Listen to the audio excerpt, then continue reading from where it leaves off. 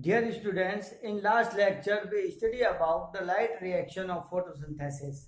It is discovered by Robert Hill, so it also called as Hill reaction. It is also called as Z-scheme reaction.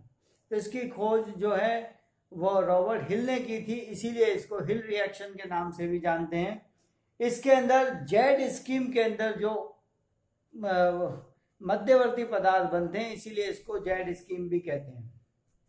Today is our topic is going on dark reaction of photosynthesis. Dark means अंधेरा, यानी अप्रकाशिक अभिक्रिया, प्रकाश संश्लेषण की अप्रकाशिक अभिक्रिया. इस अप्रकाशिक अभिक्रिया में आप सभी जानते हैं CO2 का फिक्सेशन या स्थिरीकरण होता है. तो प्रकाश की अनुपस्थिति में CO2 के फिक्सेशन की क्रिया को डार्क रिएक्शन कहते हैं. इसमें कार्बोहाइड्रेट का फॉर्मेशन होता है. फिर सुनिए कि लाइट के एब्सेंस में CO2 के फिक्सेशन से कार्बोहाइड्रेट के फॉर्मेशन को हम डार्क रिएक्शन कहते हैं. इस डार्क रिएक्शन में CO2 का फिक्सेशन होता है या स्थिरीकरण होता है, जैसा हमने आपको बताया. अब ये CO2 फिक्सेशन या स्थिरीकरण है, इसके 3 मार्ग हैं. There are 3 pathways of CO2 fixation. First है C3 cycle, C4 cycle और CAM क्रेसुलेसी एसिड मेटाबॉलिज्म. तो इसके CO2 के स्थिरीकरण के 3 मार्ग हैं, जिसका हमें डार्क रिएक्शन में स्टडी करनी है. सबसे पहला है C3 cycle found in the C3 plant. Second है C4, ये C4 प्लांट्स में पाई जाती है. और थर्ड है CAM क्रेसुलेसी एसिड मेटाबॉलिज्म. ये एक बॉटनी में कुल होता है क्रेसुलेसी. तो एक क्रेसुलेसी जो कुल है या फैमिली है, उसके प्लांट्स के अंदर पाई जाती है. तो 3 है. अब C3 नाम क्यों दिया है भाई? C3 नाम है तो हमारे दिमाग में तो ये तो आता ही है कि भाई इसका नाम C3 क्यों दिया है. इसमें बनने वाला फर्स्ट स्टेबल प्रोडक्ट PGA होता है. PGA फॉस्फोग्लिसरिक एसिड, जिसमें कार्बन होता है 3, यानी 3 कार्बन होता है. क्योंकि इसमें बनने वाला first stable product phosphoglyceric acid PGA होता है, और उसमें जो कार्बन मॉलिक्यूल्स होता है उसकी संख्या 3 होती है. कार्बन की संख्या कितनी होती है? 3 होती है. इसीलिए इसे C3 साइकिल कहते हैं. C4 साइकिल, इसमें बनने वाला first stable product OAA oxalo acetic acid होता है, जिसमें जो कार्बन की संख्या कितनी होती है? 4 कार्बन होती है. तो 4 कार्बन होने के कारण इसको C4 साइकिल कहते हैं. अब CAM, इसके अंदर जो एक स्पेसिफिक टाइप ऑफ एसिड बनता है, जिसे कहते हैं क्रेसुलेसी एसिड.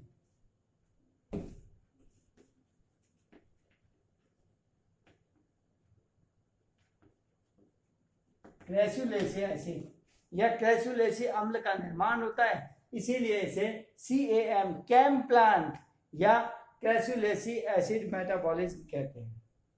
अब फर्स्ट हम आते हैं कि भाई C3 साइकिल क्या होती है. तो ये CO2 के फिक्सेशन का फर्स्ट प्रोसेस है C3 साइकिल्स. C3 साइकिल्स को 2 तरह से एक्सप्लेन कर सकते हैं. एक तो शॉर्ट मार्ग है इसका, जो इस तरह से बताया. एक और होता है जो आप नीट के अंदर या हम आगे पढ़ेंगे, उसमें जो 10 स्टेप आते हैं.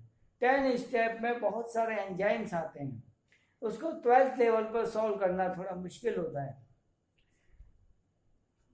तो C3 साइकिल की जो डिस्कवरी होती है वह कैल्विन नामक साइंटिस्ट ने क्लोरेला सैंडेस्मस एल्गी में की थी. क्योंकि इसकी खोज किसने की थी? कैल्विन ने की थी, इसीलिए इसको कैल्विन साइकिल भी कहते हैं. इसमें बनने वाला फर्स्ट स्टेबल प्रोडक्ट अभी बताया था 3 कार्बन युक्त पीजी होता है, पीजीए, इसीलिए इसे C3 साइकिल भी कहते हैं।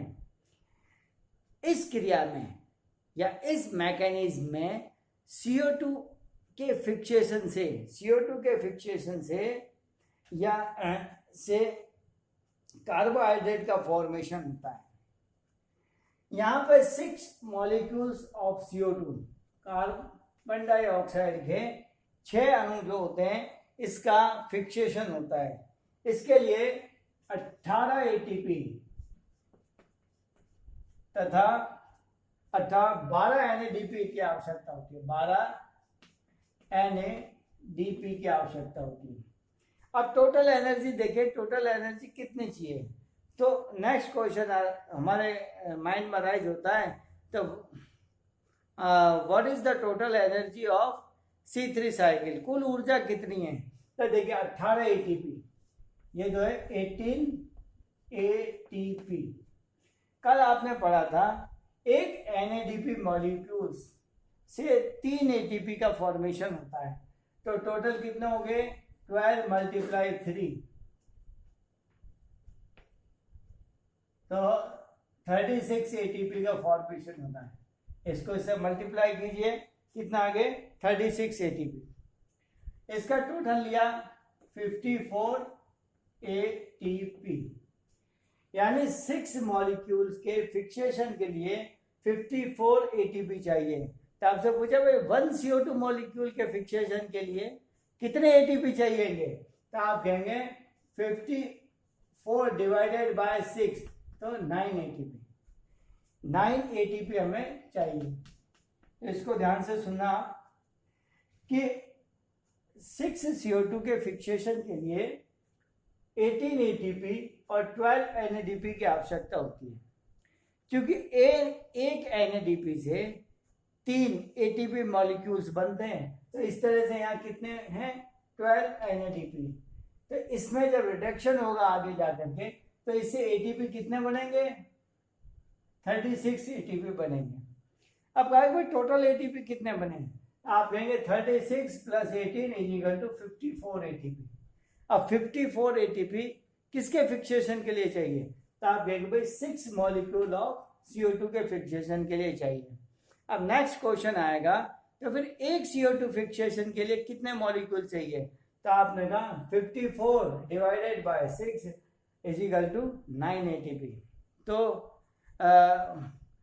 question arise that how much ATP involved in the fixation of one molecule of CO2, तो it involve 6 ATP। तो 6 ATP ये 9 ATP, सॉरी 9 ATP, तो 54 divided by 6 = 9।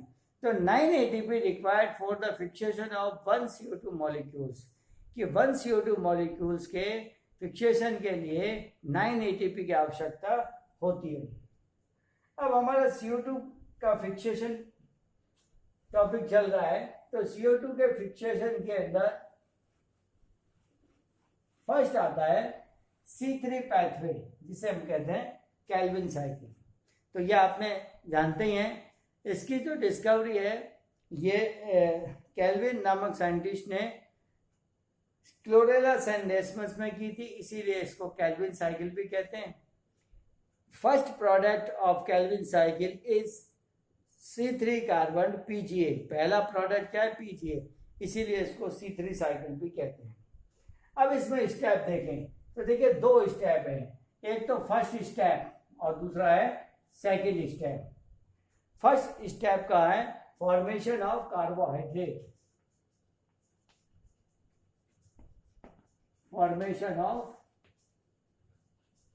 Carbohydrate.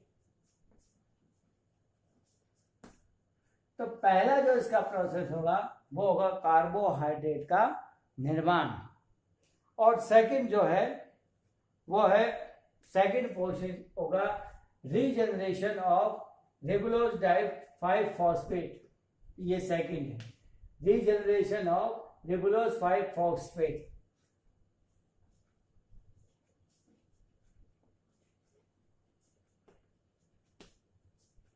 Ribulose 5 phosphate से बना रिबुलोज 1,5 डाई फॉस्फेट। इससे क्या बन जाएगा, रिबुलोज 1,5 डाई फॉस्फेट का फॉर्मेशन हो जाएगा। ठीक है, अब ये फॉर्मेशन कैसे होता है? फर्स्ट जो इसका स्टेप है, formation of carbohydrate. Carbohydrate, you know very well, carbohydrate made up by 6 carbon known as hexose sugar, so it also known as formation of hexose sugar। इसमें क्या है कि भाई छह कार्बन होते हैं इसके अंदर, तो इसको हम कहते हैं हेक्सोस शुगर भी इसको कहते हैं। तो हेक्सोस शुगर का फॉर्मेशन फर्स्ट है, इसमें फर्स्ट स्टेप होगा कार्बोक्सिलेशन। Carboxylation of CO2। तो CO2 का कार्बोक्सिलेशन, यहां देखिए, यहां CO2 के कितने मॉलिक्यूल है, कितने अणु है, 6 अणु है। 6 अणु रिबुलोज 5 फॉस्फेट से रिएक्शन करते हैं और रिएक्शन करने के बाद 3PGA का फॉर्मेशन करते हैं। किसका? 3PGA means phosphoglyceric acid. तो फर्स्ट स्टेप में इससे रिबुलोज 5 फॉस्फेट से 3PGA का फॉर्मेशन होता है। तो ये स्टेप फर्स्ट है। लेकिन ये रिबुलोज 5 फॉस्फेट डायरेक्ट नहीं पाया जाता, यह प्लांट में पाया जाता है रिबुलोज 5 फॉस्फेट के रूप में। इससे सबसे पहले ATP 6 ATP टूटते हैं और 6 ADP इसका निर्माण करते हैं, साथ में 6 फॉस्फेट रिलीज होता है और ये फॉस्फेट यहाँ पे 1 नंबर के कार्बन आइटम से जुड़ जाता है और जुड़ करके बनाता है रिबुलोज 1,5 डाइफॉस्फेट। तो first step is carboxylation means CO2 का फिक्सेशन। इस प्रोसेस में सबसे पहले रिबुलोज 5 फॉस्फेट रिबुलोज 1,5 डाइफॉस्फेट का फॉर्मेशन करता है। यहाँ पे ये 6 मॉलिक्यूल ऑफ CO2 से रिएक्शन करके 3PGA मीन्स फॉस्फोग्लिसरिक एसिड का फॉर्मेशन करते हैं। इसमें कार्बन की संख्या कितनी होती है? 12। इसी कार्बन की संख्या कितनी होती है? 3, इसीलिए इसको C3 साइकिल भी कहते हैं। कितने मॉलिक्यूल बने इसके? इसने कहे 12 मॉलिक्यूल बने। ठीक है, फर्स्ट स्टेप में रिबुलोज 1,5 डाइफॉस्फेट CO2 से रिएक्ट करके 3PGA के 12 मॉलिक्यूल बनाता है। सेकंड जो स्टेज होगा वो है रिडक्शन स्टेज। सेकंड है रिडक्शन। रिडक्शन मीन्स अपचयन। ये यहां होगा, ये 3PGA यानी 3PGA है, 12 मॉलिक्यूल्स यानी 12 अणु 3PGA 3PGA, ये 12 ATP और 12 NADP की प्रेजेंस में एक एंजाइम होता है डाइहाइड्रोक्सिलेज एंजाइम से रिएक्ट करके 3PGAL फॉस्फोग्लिसरैल्डिहाइड के 12 मॉलिक्यूल्स का फॉर्मेशन करते हैं। तो सेकंड स्टेप है वो है रिडक्शन या अपचयन। इसके अंदर 12 अणु PGA, 12 ATP तथा 12 NADP की प्रेजेंस में डाइहाइड्रोक्सिलेज एंजाइम से के द्वारा रिएक्ट करके 3PGAL यानी फॉस्फोग्लिसरैल्डिहाइड के 12 मॉलिक्यूल्स या 12 अणु का निर्माण करते हैं। ठीक है, PGA के 12 मॉलिक्यूल और 12 अणु किसका फॉर्मेशन करते हैं? 3PGAL का फॉर्मेशन कर देते हैं। नेक्स्ट इसमें formation of hexose sugar. Third step है फॉर्मेशन ऑफ हेक्सोज शुगर। ये थर्ड स्टेप है, फॉर्मेशन ऑफ हेक्सोज शुगर। ये देखो, ये थर्ड स्टेप हो गया फॉर्मेशन ऑफ हेक्सोज शुगर। इसमें देखें, जो 12 अणु PGAL या फॉस्फोग्लिसरैल्डिहाइड के 12 molecule of phosphoglyceraldehyde convert into glucose 6 phosphate, इसे ही हम हेक्सोज शुगर का निर्माण कहते हैं। यानी इसमें 12 मॉलिक्यूल ऑफ PGL यानी phosphoglyceride convert into glucose 6 phosphate, it is also called eight hexose formation. 12 अणु PGL ग्लूकोज 6 फॉस्फेट का निर्माण करते हैं। इसे ग्लूकोज को हम कहते हैं हेक्सोज शर्करा, इसीलिए इसे हेक्सोज शर्करा का फॉर्मेशन या निर्माण कहते हैं। अब इसका सेकंड पार्ट है, ये second, regeneration of ribulose 5 phosphate.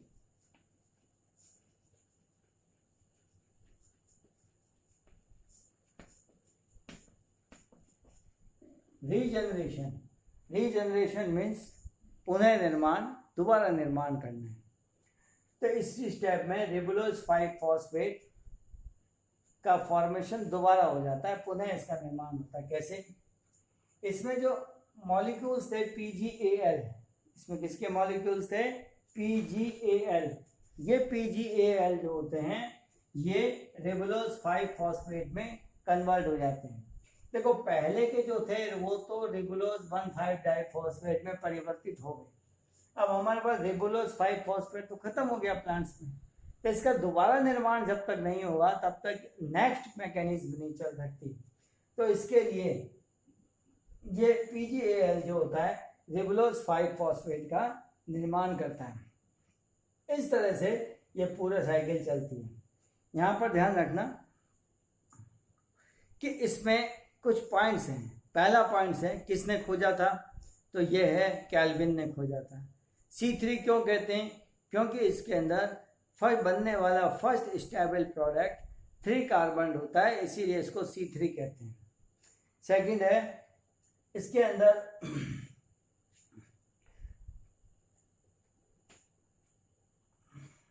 अंदर ये है कि कितनी एनर्जी चाहिए। इसमें 6 CO2 मॉलिक्यूल्स का फिक्सेशन होता है। इसके लिए कुल मिलाकर के कितने ATP चाहिए? तो इसमें 18 ATP और 12 NADP की आवश्यकता होती है। एक NADP से 3 ATP बनते हैं। तो 12 से कितने बनेंगे? 12 से बनेंगे 36। इनको दोनों को जोड़ा तो 54। तो क्या है 6 मॉलिक्यूल ऑफ CO2 के फिक्सेशन के लिए या स्थिरीकरण के लिए 54 या 54 ATP की आवश्यकता पड़ती है। 6 के लिए चाहिए 54। तो एक CO2 मॉलिक्यूल्स के फिक्सेशन के लिए कितने चाहिए कि 54 को 6 से भाग दे दो, यानी कि 54 डिवाइडेड बाय 9, इससे आते हैं 54 डिवाइडेड बाय 6, जिससे आते हैं कितने मॉलिक्यूल आते हैं? जिससे आते हैं 9 मॉलिक्यूल। तो एक CO2 अणु के फिक्सेशन या स्थिरीकरण के लिए 9 मॉलिक्यूल्स ऑफ ATP की आवश्यकता होती है। तो इसको ध्यान रखना। इसमें जो शॉर्ट फॉर्म है ये ribulose 5 phosphate, ribulose 5 diphosphate, phosphoglyceric acid, ये इसकी फुल फॉर्म क्या होती है? इसको मैं आपको नोट्स के रूप में भेज चुका हूँ, आप उसे पढ़ना, अच्छी तरह से तैयार करना। नेक्स्ट लेक्चर में आप पढ़ेंगे कि C4 साइकिल क्या होती है और फोटोसिंथेसिस को अफेक्ट करने वाले फैक्टर्स कौन से होते हैं। What is the C4 cycle and factors affecting the photosynthesis we study in next lecture. Till you makes your notes which I have been given you, जो मैं आपको भेज चुका हूँ, आप उसके नोट्स बनाइए और इसको 2 बार बनाइए। ऐसा नहीं कि आपने देख लिया और उसको छोड़ दिया, इसको कम से कम 2 बार बनाओ। एक बार बिगर देख के बनाओ, प्रैक्टिस करो, तभी आएगा। ये आ जाता है। इसके बाद में आपको हम 10 स्टेप्स का बताएंगे कि बड़ा जो रिएक्शन किस तरह से होती है। जो 3 स्टेप थे इसमें कौन कौन सी रिएक्शन होती है, उन रिएक्शन को आगे डिवाइड किया है जो नीट पर्पस से बहुत ही इम्पोर्टेंट है। उन 10 के बारे में मैं आपको बता दूंगा कि किस तरह से होता है। फिलहाल आप ये इसको तैयार करें, अपना बेस तैयार करें, समझने की कोशिश करें। Thank you.